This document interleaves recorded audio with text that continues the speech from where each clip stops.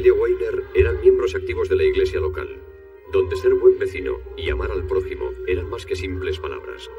Era una forma de vida.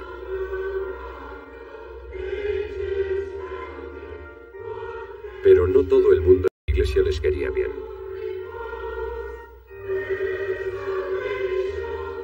Y las pruebas forenses demostraron que alguien de la congregación tenía motivos para matarles.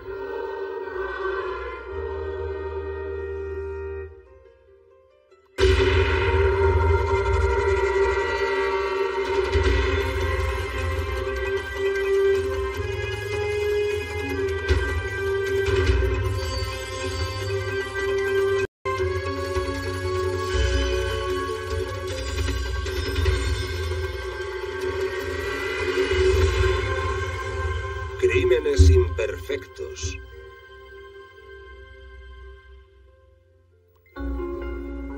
La noche de un jueves de junio de 1988, Sally Weiner recibió una llamada telefónica en su casa de Corry, Pensilvania. ¿Diga? Era el delegado del Congreso que llamaba para decirle que su marido Harry, que era vicepresidente del banco local y un personaje en la comunidad, acababa de ser elegido como hombre del año de Corry. La persona que llamaba le pidió que no se lo dijera a su marido porque querían que fuera una sorpresa. Y que iría alguien al día siguiente para hacer los preparativos para la celebración. Al día siguiente, Harry Weiner recibió una llamada en su despacho del banco.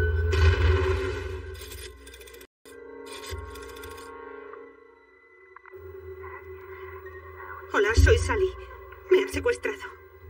Sabemos que era una cinta grabada porque no hay interacción entre Harry y Sally. Él intenta hablar con ella y ella no responde, solo sigue hablando.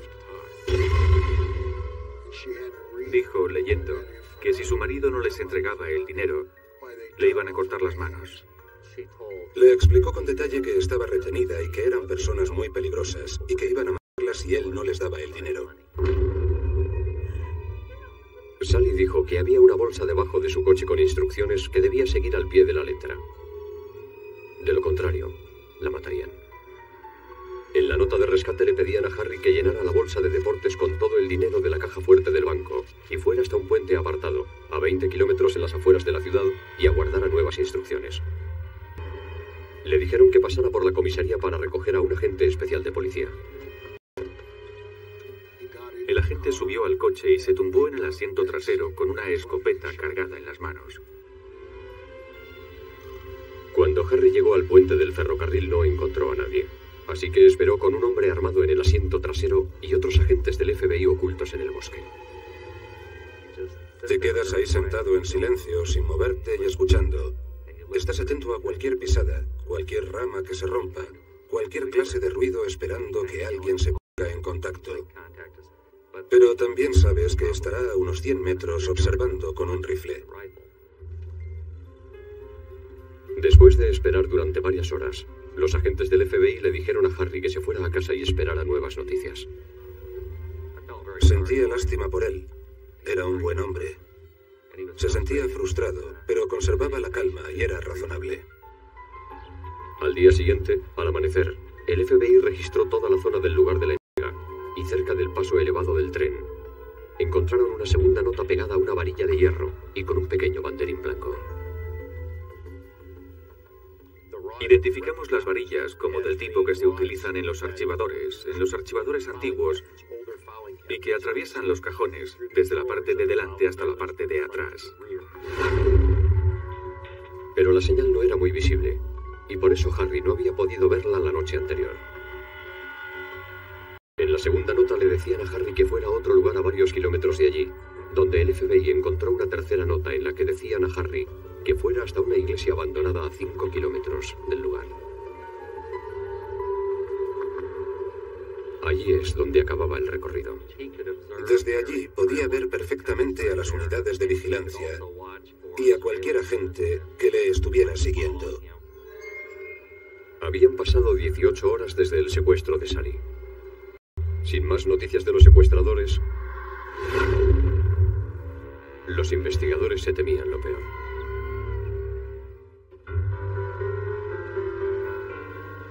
Sally Weiner, de 36 años, la mujer del vicepresidente de un banco, había sido secuestrada para pedir un rescate. Los investigadores averiguaron que ni Sally ni su marido Harry tenían enemigos conocidos. Se pueden contar con los dedos de una mano los casos en los que un familiar del empleado de un banco es secuestrado para pedir un dinero a cambio. No es un delito corriente. La policía encontró el coche de Sally cerca de una iglesia a poca distancia del banco de su marido. El coche estaba bien aparcado, tenía las ventanillas subidas y las puertas cerradas, así que no había señales de violencia. Comunicados de los secuestradores.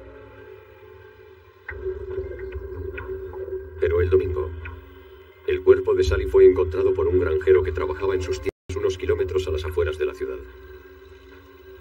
Había muerto a causa de un único disparo en la cabeza. Recuerdo que me quedé destrozado. Me sentía culpable e impotente. La habían ejecutado. El asesino utilizó una bala tipo Glaser que explota al hacer impacto, haciendo imposible determinar el calibre de la bala. Sally Weiner murió de un disparo en la cabeza que produjo muchos daños en el cerebro. La bala entró por la parte occipital del cráneo, que es la parte de atrás de la cabeza, y un poco por la derecha, es decir, por aquí atrás, en la base. La bala penetró, se fragmentó en pequeños trozos y produjo grandes daños en muchas partes del cerebro.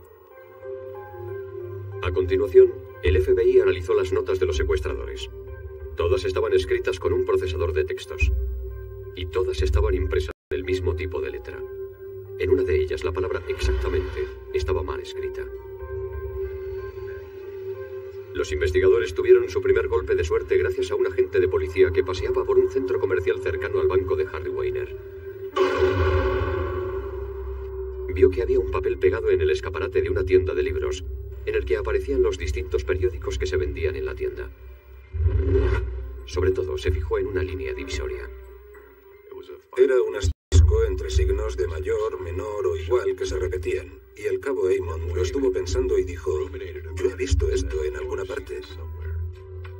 El policía recordó enseguida que había visto esos mismos símbolos en la primera nota de los secuestradores. El dueño de la tienda, David Koppenheffer, dijo que había escrito la nota con su ordenador y que había copiado el diseño porque lo había visto en otros carteles. Koppenheffer era amigo de la familia Weiner y aseguró no tener nada que ver con el asesinato de Sally. Se conocían bastante bien. Las dos familias iban a la iglesia presbiteriana.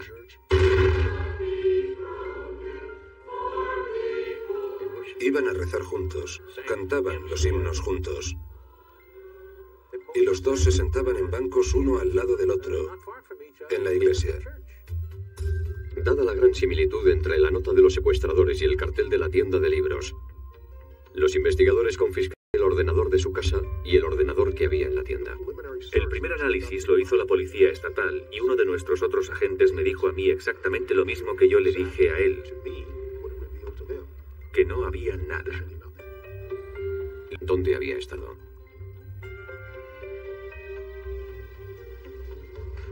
Un entomólogo forense analizó los insectos que había en el cadáver de Sally y encontró larvas en su segundo estado de desarrollo de las califoras, una especie de moscas. Teniendo en cuenta la temperatura exterior durante el fin de semana del asesinato de Sally, el Dr. Kim calculó que los insectos empezaron a desarrollarse en el cuerpo avanzada la tarde del viernes, el mismo día en que fue secuestrada. Entonces los investigadores de la acusación dijeron, ajá, ahora ya sabemos cuándo dejaron el cuerpo ahí. Y ese fue el dato que usaron. Extrañamente, David Koppenheffer no tenía coartada para todas las horas de aquel día. Pero necesitaban más pruebas forenses para poder estar seguros de que él era el asesino.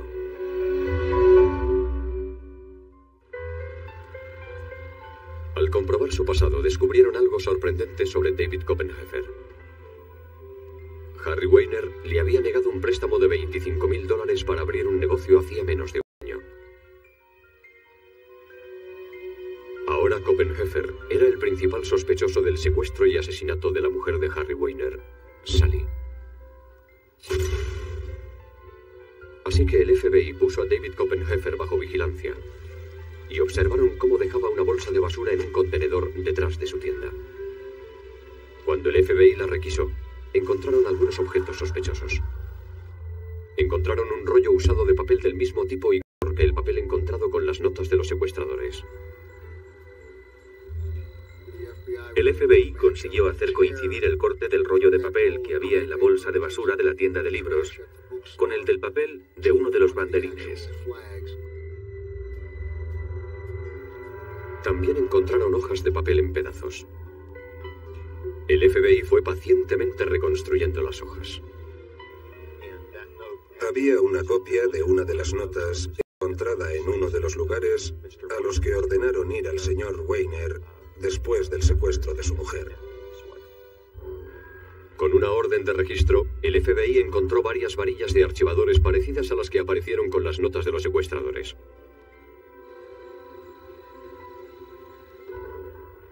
El experto en metalurgia forense del FBI, William Tobin, analizó las varillas con un microscopio de barrido electrónico y descubrió unas marcas características que se producen durante el proceso de fabricación.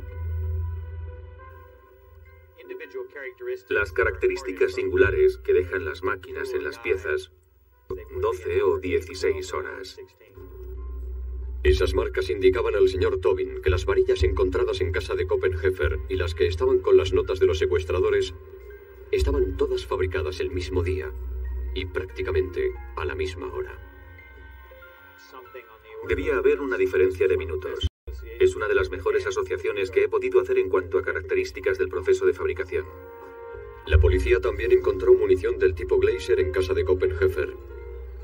El mismo tipo de munición utilizado en el asesinato de Sally Weiner. Yo creo que es muy extraño que alguien tenga munición Glaser o balas explosivas en su propia casa. Y las autoridades locales pidieron al FBI que hiciera otro análisis de los ordenadores de Koppenheffer, después de que el primer análisis de los discos duros fuera infructuoso. Un documento no se almacena en un solo lugar del disco duro. Se almacena por partes en distintos sectores del disco. Cuando se borra un documento, no desaparece del disco duro. Lo que ocurre es que el espacio que ocupaba se convierte en un espacio de memoria libre para ser utilizado cuando sea necesario. Revisando todo el disco sistemáticamente, mirando clúster por clúster y conociendo la estructura del disco duro, se puede reconstruir un documento entero siempre que el espacio que ocupaba no haya sido sobreescrito. Cuando se cometió el crimen en 1988, no había ningún programa informático capaz de recuperar los fragmentos de un documento que hubiera sido borrado. Así que Al Johnson y su equipo tuvieron que hacer algo que nunca se había hecho.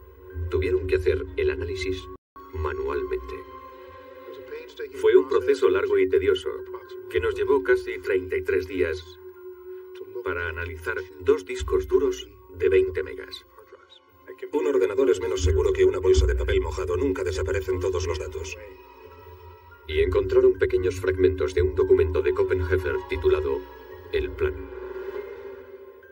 En él se detallaban todos los pasos necesarios para llevar a cabo el secuestro y asesinato de Sally Weiner.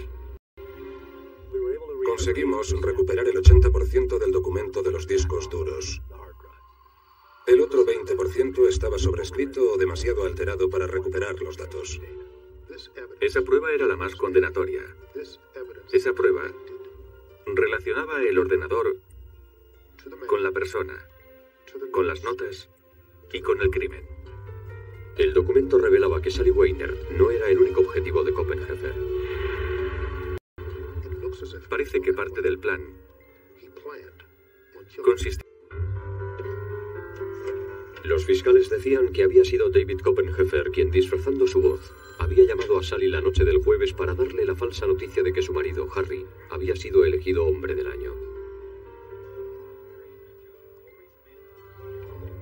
Concertaron una hora para encontrarse el día siguiente y hacer los preparativos para la entrega del premio. Entonces, Koppenheffer colocó todas las notas en distintos puntos a las afueras de la ciudad y dejó una de ellas en la bolsa de deportes debajo del coche de Harry. Cuando Cuando Sally llegó a lo que ella creía que era una cita para hacer los preparativos, debió reconocer a Koppenheffer de haberle visto en la iglesia. De alguna forma debió convencerla para que subiera a su furgoneta, donde consiguió reducirla a la fuerza.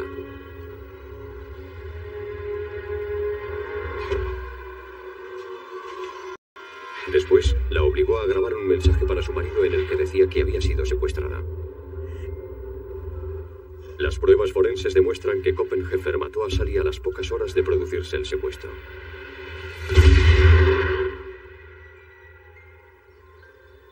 Después, dejó su cuerpo en una granja a las afueras de la ciudad. Volvió a su tienda, llamó a Harry al banco y puso la grabación con la voz de Sally. Koppenheffer estaba seguro de que Harry seguiría las instrucciones al pie de la letra. Los análisis de los ordenadores muestran que había planeado matar a Harvey en la iglesia abandonada cuando fuera a dejar el dinero del rescate. Era con Harry con quien él estaba enfadado por haberle negado la solicitud del préstamo. Quería vengarse de Harry y también quería el dinero. A pesar de advertirle a Harry que no avisara a la policía, Koppenheffer se enteró de que sí lo había hecho por un periodista que había oído la noticia del secuestro a través de la frecuencia de radio de la policía. Yo fui al centro comercial y aparqué el coche, y todo estaba muy tranquilo. Entró en la tienda de Koppenheffer y preguntó qué es lo que había pasado. Él me miró y me dijo, no ha pasado absolutamente nada. Ha sido una noche muy tranquila. No ha pasado nada. Cuando estuve hablando con él, yo no sabía que él la había matado. Así que no podía saber que tenía a un asesino sanguinario delante de mí. Al descubrir que la policía ya estaba alertada, lo más probable es que Koppenheffer se quedara en la tienda en vez de ir a recoger el dinero del rescate.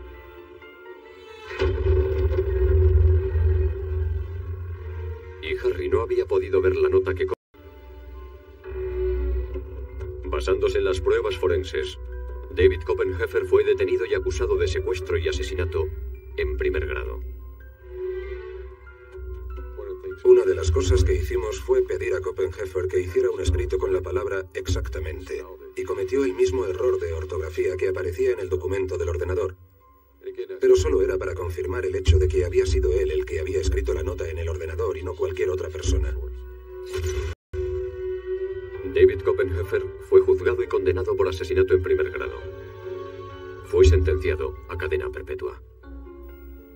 David Koppenheffer es un auténtico manipulador. Para él era un desafío intelectual averiguar hasta dónde podía llegar a burlar el sistema y salirse con la suya. Yo creo que si estuviera en libertad, volvería a matar, y seguro que iría contra mí y contra Harry Weiner durante el juicio porque nosotros éramos los testigos principales. No creo que se detuviera ante nada. A pesar de la enorme cantidad de pruebas forenses en su contra, Koppenheffer sigue defendiendo su inocencia. Es una persona arrogante.